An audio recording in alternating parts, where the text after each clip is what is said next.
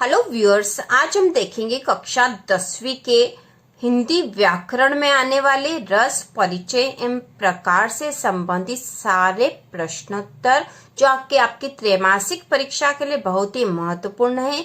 इसके साथ ही अर्धवार्षिक और वार्षिक परीक्षा में भी रस से संबंधित प्रश्न आते हैं। तो यदि आप ये प्रश्न कर लेते हो तो रस से संबंधित सारे प्रश्न आपके तैयार हो जाएंगे और इससे संबंधित कोई भी क्वेश्चन आता है तो आप आसानी से कर लोगे। तो शुरू करते हैं कक्षा 10वीं हिंदी व्याकरण में रस परिचय एवं प्रकार के सभी प्रश्न। तो पहला प्रश्न है, रस किसे कहते हैं? तो इसका उत्तर होगा, काव्य को पढ़ते, सुनते या देखते समय जिस आनंद की अनुभूति होती है उसे रस कहते हैं। काव्य को पढ़ते, सुनते या देखते समय जिस आनंद की अनुभूति होती है उसे रस कहते हैं। अगला प्रश्न है, रस के कितने अंग होते हैं? तो रस के 4 अंग होते हैं। रस के 4 अंग होते हैं, स्थायी भाव, विभाव, अनुभाव व संचारी भाव। तो इसमें जो रस से संबंधित प्रश्नोत्तर दे रखे हैं वह आपके एग्जाम के अनुसार है। इसमें बड़े बड़े उत्तर नहीं दे रखे हैं, आपको छोटे उत्तर वाले ही याद करने हैं और आपके लिए बहुत ही महत्वपूर्ण है यह प्रश्न। इसके बाद अगला प्रश्न है, रस के कितने प्रकार होते हैं? रस और उनके स्थायी भाव लिखिए। तो रस के प्रकार से संबंधित प्रश्न आपके ऑब्जेक्टिव क्वेश्चन में आता है, एक एक नंबर वाले प्रश्नों में। तो रस के प्रकार और उनके स्थायी भाव याद होने चाहिए। तो पहला प्रकार है, रस के 10 प्रकार है। 10 प्रकार है रस के, श्रृंगार रस, हास्य रस, करुण रस, वीर रस, रौद्र रस, भयानक रस, विभत्स रस, अद्भुत रस, शांत रस और वात्सल्य रस, जो कि 10वां रस माना गया है। अब इनके स्थायी भाव देख लेंगे। श्रृंगार रस का स्थायी भाव है रति, हास्य रस का स्थायी भाव है हास, करुण रस का है शोक, वीर का है उत्साह, रौद्र रस का क्रोध, भयानक का भय, विभत्स रस का है जुगुप्सा या घृणा, अद्भुत रस का विस्मय, शांत रस का निर्वेद और वात्सल्य रस का है वत्सल या वत्सलता। तो रस और उनके स्थायी भाव याद होंगे हमें, तो हम किसी भी रस की परिभाषा भी आसानी से लिख सकते हैं और एक एक नंबर वाले प्रश्न भी हमारा यहाँ पर तैयार हो जाएगा। रस की परिभाषा में सबसे अधिक महत्वपूर्ण है वीर रस की परिभाषा व उदाहरण दीजिए, जो कि 3 या 2 नंबर में आता है प्रश्न अधिकतर। तो इसका उत्तर होगा, सहृदय के हृदय में स्थित उत्साह नामक स्थायी भाव का जब विभाव, अनुभाव व संचारी भाव से संयोग होता है तब वीर रस होता है। तो यह जो परिभाषा है, हम किसी भी रस की परिभाषा लिख सकते हैं। जिस भी रस की परिभाषा लिखेंगे उसका स्थायी भाव यहाँ पर आएगा और रस का नाम यहाँ आएगा। जैसे हम वीर रस की परिभाषा लिख रहे हैं तो वीर रस का स्थायी भाव होता है उत्साह, तो हमने यहाँ उत्साह लिख दिया और यह वीर रस की परिभाषा हो गई। इसी प्रकार यदि हम श्रृंगार रस की परिभाषा लिखेंगे तो हम यहाँ पर श्रृंगार का स्थायी भाव रति लिख देंगे और यह श्रृंगार रस की परिभाषा हो जाएगी। यहाँ पे आ जाएगा श्रृंगार रस। तो आप समझ ही गए होंगे, हर रस की परिभाषा यही लिखी जा सकती है। जिस प्रकार यदि हम शांत रस की परिभाषा लिखेंगे तो शांत रस का स्थायी भाव निर्वेद यहाँ आ जाएगा और हम लिखेंगे, सहृदय के हृदय में स्थित निर्वेद नामक स्थायी भाव का जब विभाव, अनुभाव व संचारी भाव से संयोग होता है तब शांत रस होता है। तो रस की परिभाषा लिखने के लिए रस का स्थायी भाव और रस का नाम यहाँ लिखना है। हम किसी भी रस की परिभाषा यही लिख देंगे। तो सहृदय के हृदय में स्थित उत्साह नामक स्थायी भाव का जब विभाव, अनुभाव व संचारी भाव से संयोग होता है तब वीर रस होता है। तो वीर रस का उदाहरण हम लिखेंगे, बुंदेले हर बोलो के मुख हमने सुनी कहानी थी, खूब लड़ी मर्दानी वह तो झांसी वाली रानी थी। तो यह वीर रस का उदाहरण है। अब हम यहाँ पर रस और उनके उदाहरण ही लिख लेंगे और समझ लेंगे, क्योंकि हम रस की परिभाषा तो जो ऊपर बताई गई है उसी अनुसार हर रस की परिभाषा लिख लेंगे।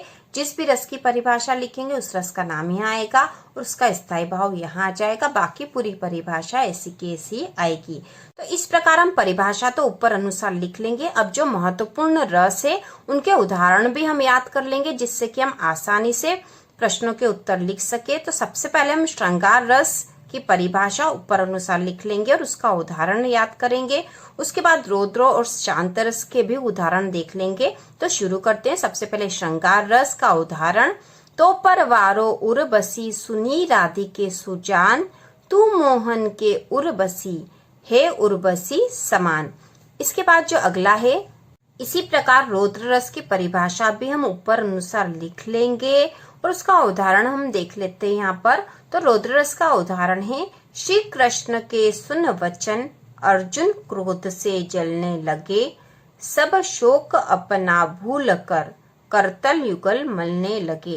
तो यह रौद्र रस का उदाहरण है। परिभाषा हम ऊपर जैसे बताई थी वैसे ही लिख लेंगे। सहदय के हृदय में स्थित रौद्र रस की परिभाषा लिखेंगे तो यहाँ आ जाएगा क्रोध। तो सहदय के हृदय में स्थित क्रोध नामक स्थायी भाव का जब विभाव, अनुभाव व संचारी भाव से संयोग होता है तब रौद्र रस होता है। और उदाहरण हम इसका लिख देंगे, श्री कृष्ण के सुन वचन, अर्जुन क्रोध से जलने लगे, सब शोक अपना भूल कर करतल युगल मलने लगे।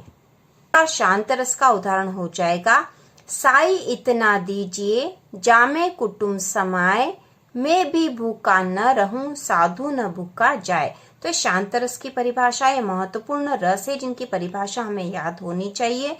वीर रस, श्रृंगार रस, रौद्र रस और शांत रस। इसी प्रकार आप बाकी रस के भी उदाहरण याद कर सकते हो जिससे कि आपके सारे रस पूरे हो जाए। महत्वपूर्ण हमने पहले ही बता दिए हैं। अब करुण रस का उदाहरण है, प्रिय वह मेरा प्राण प्यारा कहाँ है, दुख जलनिधि डूबी का सहारा कहाँ है। उसी प्रकार हास्य रस का उदाहरण है, इस दौड़ धूप में क्या रखा, आराम करो आराम करो, आराम जिंदगी की कुंजी इससे न तपेदिक होती। उसी प्रकार भयानक रस का उदाहरण भी देख लेते हैं, नबते झटपट बाज लखी, भूलियो सकल प्रपंच, कंपित तन व्याकुल नयन, लावक हिलियो न रंच। वात्सल्य रस का उदाहरण, जसोदा हरि पालने झुलावे, हलरावे दुलरावे मल्हावे, जोई सोई कचुकावे।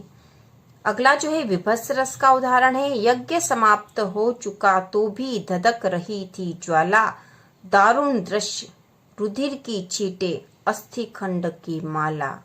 अद्भुत रस, अखिल भुवन चर अचर सब, हरि मुख में लखी मातु, चकित भई गदगद वचन, विकसित द्रग पुलकातु। तो बाकी रसों के उदाहरण भी हमने देख लिए हैं। परिभाषा आप आसानी से लिख सकते हो। यदि आपको रस के स्थायी भाव का नाम पता है तो आप परिभाषा आसानी से लिख सकते हो। और मुख्य जो रस है जो कि एग्जाम में आते हैं वह है वीर रस, श्रृंगार रस, शांत रस। इसके बाद जो रस से संबंधित अगला महत्वपूर्ण प्रश्न है वह रस निष्पत्ति कैसे होती है। तो इसका उत्तर है, सहृदय हृदय में स्थित स्थायी भाव का विभाव, अनुभाव व संचारी भाव से संयोग होने पर रस निष्पत्ति होती है। फिर से देख लेंगे, सहृदय के हृदय में स्थित स्थायी भाव का विभाव, अनुभाव व संचारी भाव से संयोग होने पर रस निष्पत्ति होती है।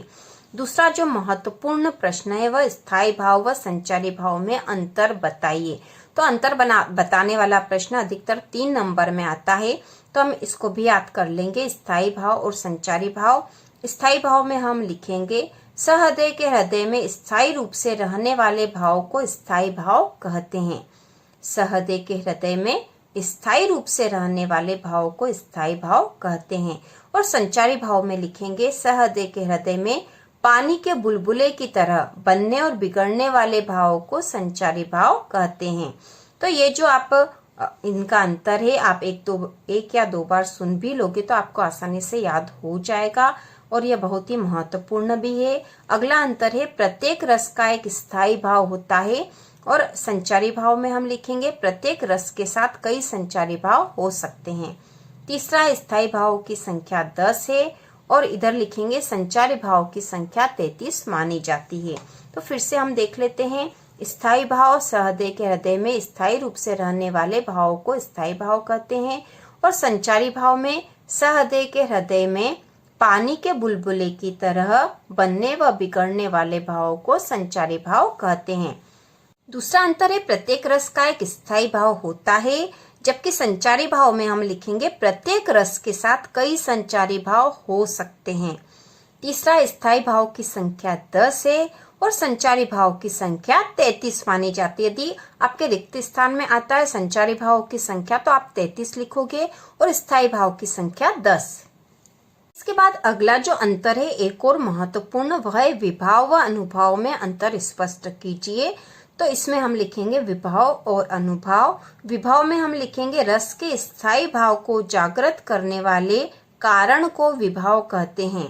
रस के स्थायी भाव को जागृत करने वाले कारण को विभाव कहते हैं। अनुभाव में हम लिखेंगे स्थायी भाव के जागृत होने पर आश्रय की चेष्टाएं अनुभाव कहलाती है। स्थायी भाव के जागृत होने पर आश्रय की चेष्टाएं अनुभाव कहलाती है। दूसरा है विभाव 2 प्रकार के होते हैं, आलंबन व उद्दीपन। अनुभाव 5 प्रकार के होते हैं, कायिक, वाचिक, मानसिक, सात्विक एवं आहार्य। तो यहाँ पर आप केवल इतना भी लिख सकते हो कि विभाव 2 प्रकार के होते हैं, अनुभाव 5 प्रकार के होते हैं। तो इस प्रकार आप 2 अंतर याद कर लीजिए, बहुत ही महत्वपूर्ण है। और रस से संबंधित सारे क्वेश्चन हमने कर लिए हैं। यदि आप ये तैयार कर लोगे तो रस से संबंधित सारे क्वेश्चन तैयार हो जाएंगे। और 10वीं त्रैमासिक और 12वीं की भी त्रैमासिक एग्जाम में क्वेश्चन आने वाले हैं। तो इसी प्रकार के और वीडियो देखने के लिए कक्षा 10वीं की संपूर्ण तैयारी के लिए चैनल को सब्सक्राइब कीजिए।